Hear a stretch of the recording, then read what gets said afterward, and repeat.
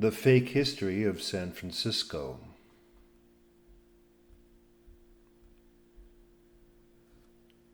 My curiosity was piqued while viewing old photographs of 1877 San Francisco. In school, I learned that this was the westernmost frontier and that it had first been populated in the 1850s, when men on horses carrying wooden carriages behind them first arrived searching for gold. Hollywood movies and school textbooks depict the San Francisco of the late 1850s something like this.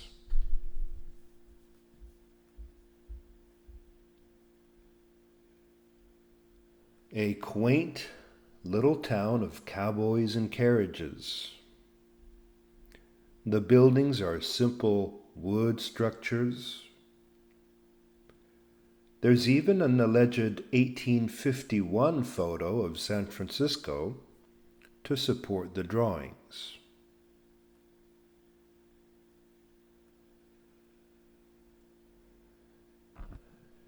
Imagine my surprise to find that in 1877, only 17 years later, San Francisco was a city of millions and boasted several grand cathedrals and other massive architecture reminiscent of old Europe.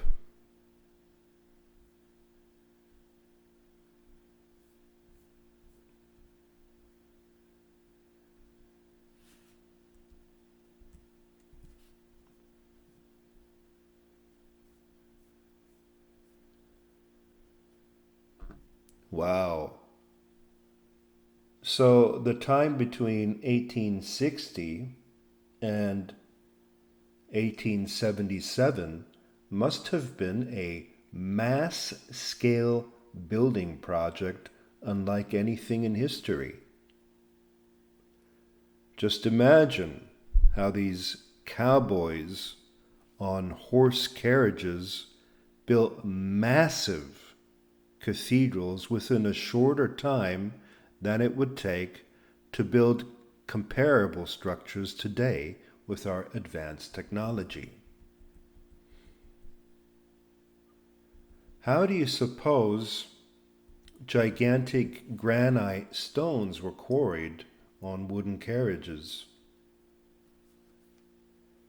It's especially strange knowing that most Americans were Protestant Christians who believed in humble wooden churches, not the grandiose architecture we see here.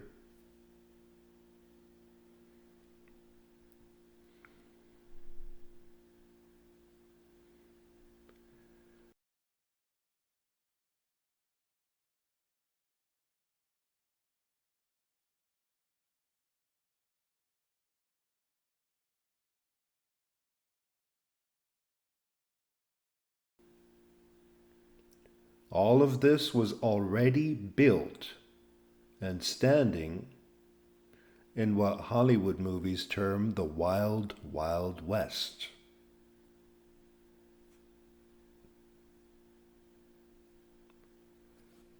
You see, something doesn't add up.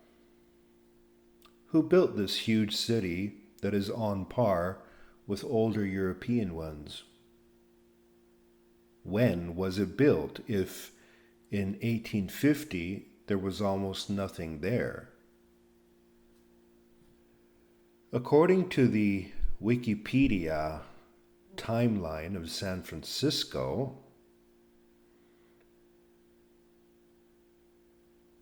there really was nothing there. The official version of things, the one taught in school, says there was next to nothing there until around 1849 when the very first hotel was built.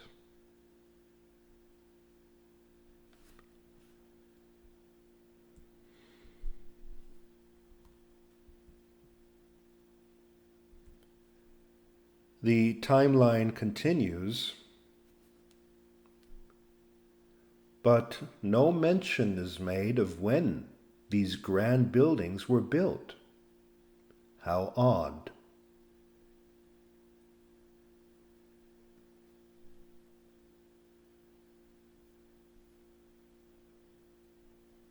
So we see here up to 1863, all kinds of clubs and societies were founded, but no mention of big building projects. Only one building is mentioned. In 1863, Cliff House rebuilt.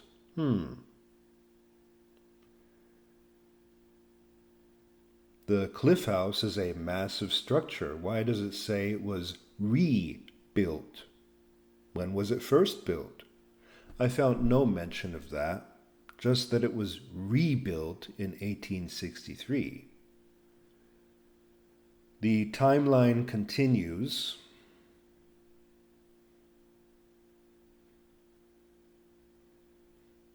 Stunningly, the only mention of building anything between 1863 and 1875 is Grand Hotel built in 1869. Wow. Are you historians sure nothing else was built? Like, say, a whole series of cathedrals, towers, stadiums, arches, granite columns, courthouses, etc. And the timeline continues.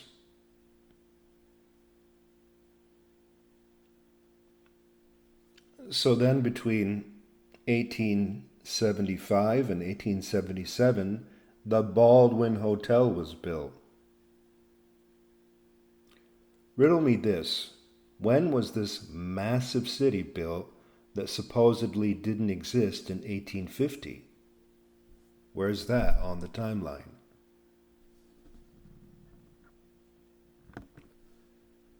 This painting, said to be true to reality, was published in 1860 by lithographer Lauren DeRoy.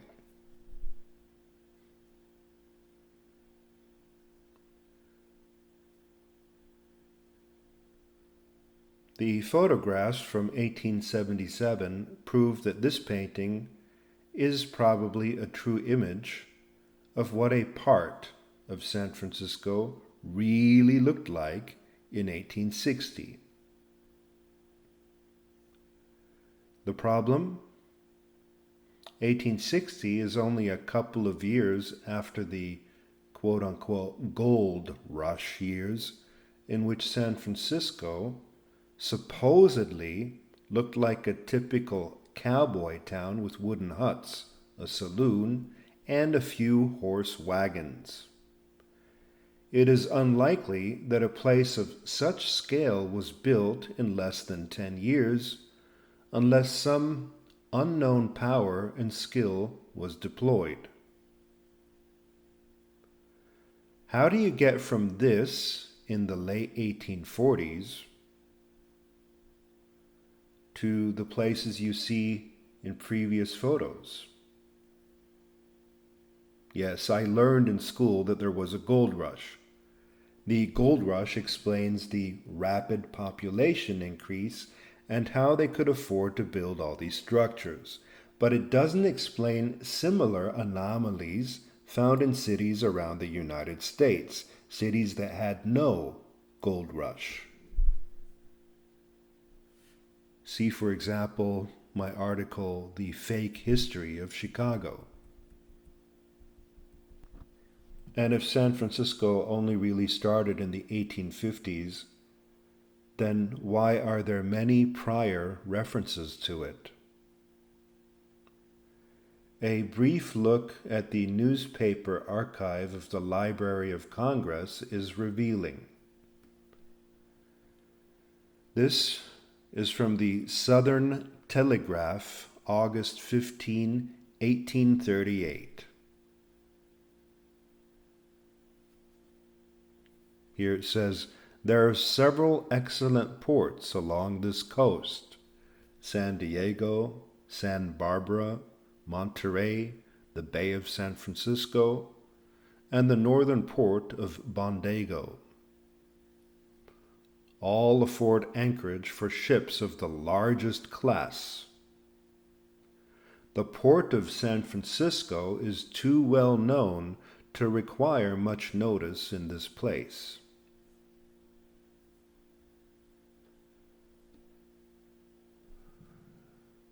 Did you catch that? San Francisco in 1938 provided anchorage for ships of the largest class, and that it was too well known to require notice. That's amazing for a city that supposedly only started as a couple of wooden sheds in 1849, much later.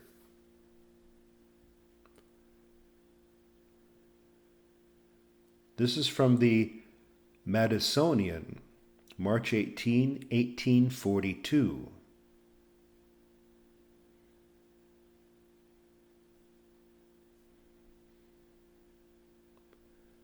You see, San Francisco was well established long before the 1850s.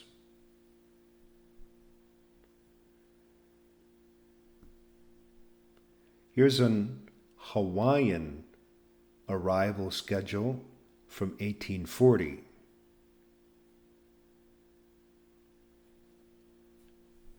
This is exactly what one would expect of a well-known naval harbor city.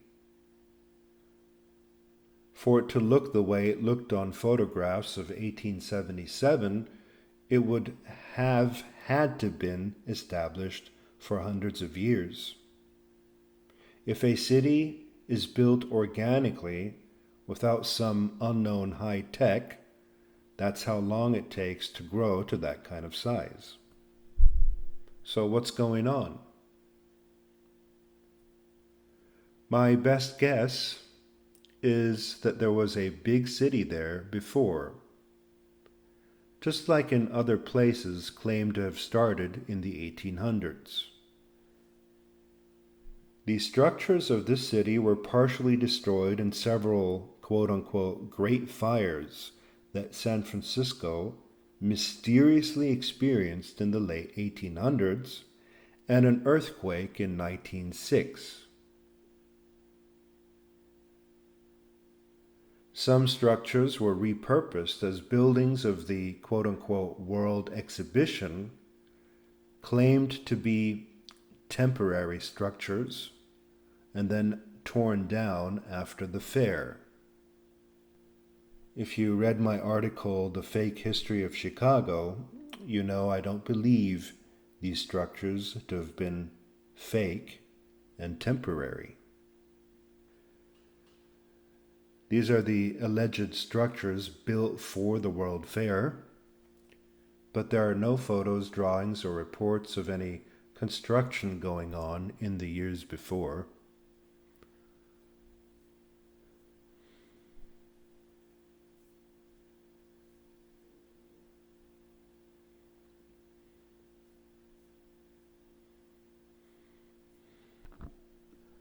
Most people who are shown images like these do not place these buildings in San Francisco. Their first guess is Europe.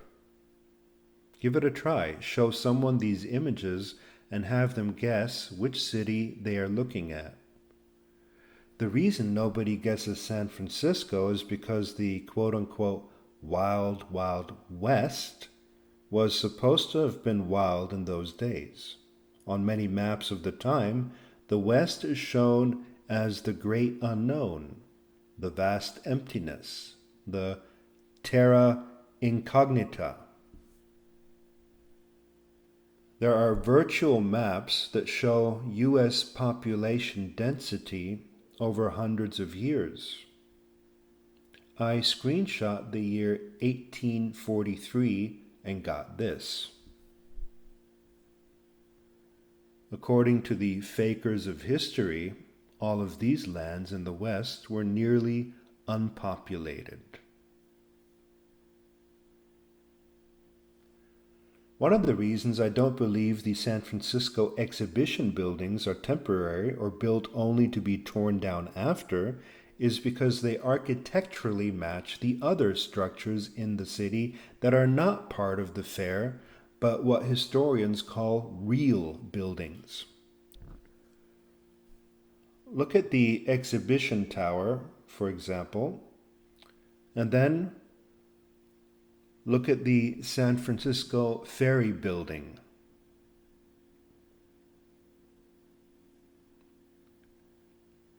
They belong to the same culture and style. Following a hunch, I decided to have a closer look at this ferry building. When you stand in front of the ferry building in San Francisco, on the third column from the left, you see a plaque that says that the building was erected in 1896. There's an old film of unknown origin that had been circulating on the internet. It appears to show the same plaque saying that the building was erected in the year 896, not 1896. The video used to be stored on my website, posted to this article, but it mysteriously disappeared from the article and my database without my doing. So I looked for construction photos of the ferry building. I wasted 20 minutes on that because I couldn't find any. Then I looked up the architect of this wonderful building, Arthur Page Brown. On his Wikipedia page, I learned that this architect died the very same year he erected the ferry building. The ferry building is said to have been opened in 1898, erected in 1896, and designed by Brown in 1892.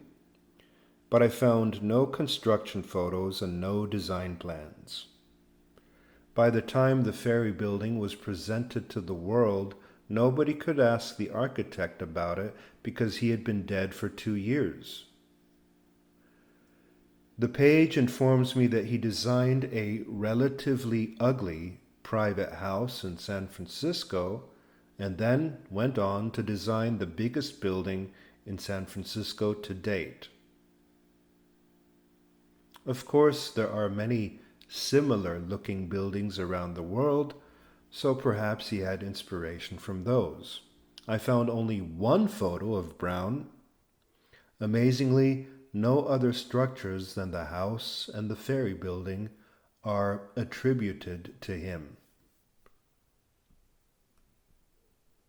The supervising architect was Edward R. Swain, on which I found almost nothing.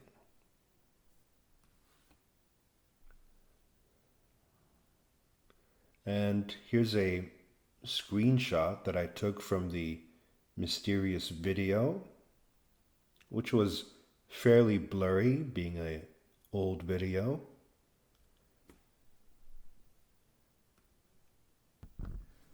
Official history tells us that the old ferry building stood at the same place before the new one was built.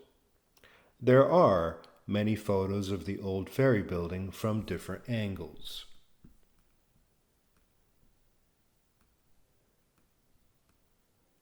This ferry building apparently stood at the end of Market Street at Embarcadero Square from 1875 to 1898 when the new building was built.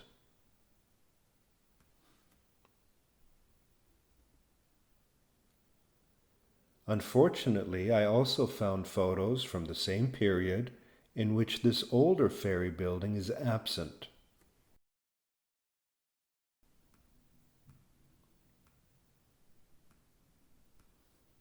Are we seeing examples of ancient photoshopping here? I suspect so. This is San Francisco as it supposedly was in 1878.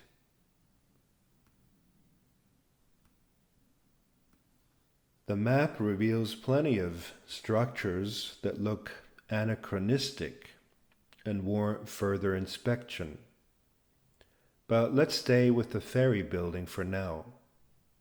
A close-up reveals the following structure at the end of Market Street. There's obviously some kind of larger building there, but the top of it is only barely visible. If you look closely at the tip, it looks more like the newer ferry building than the older one, but I'm not yet convinced.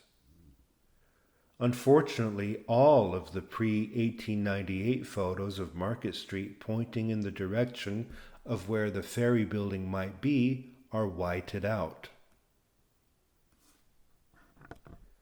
This is supposed to be a drawing proposal of the ferry building, but perhaps it's the way the area really looked before. Many structures, both in old San Francisco and other cities across the US, are what ancient Rome was supposed to have looked like, not something cowboys built.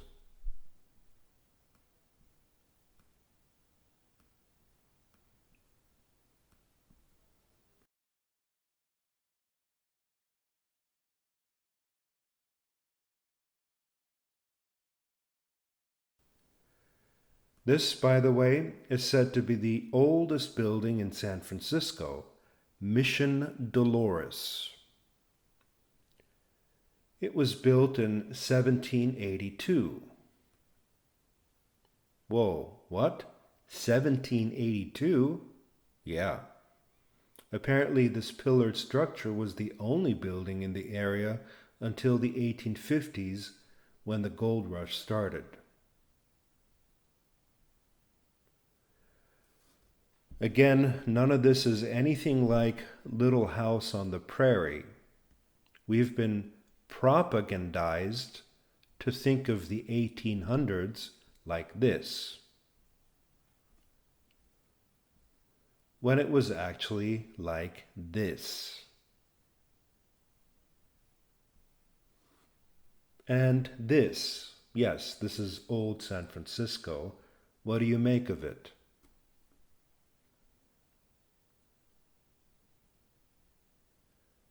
In conclusion, there is someone editing history as we go along. George Orwell was right when he said that the ruling elite erase, rewrite, and edit history as they see fit.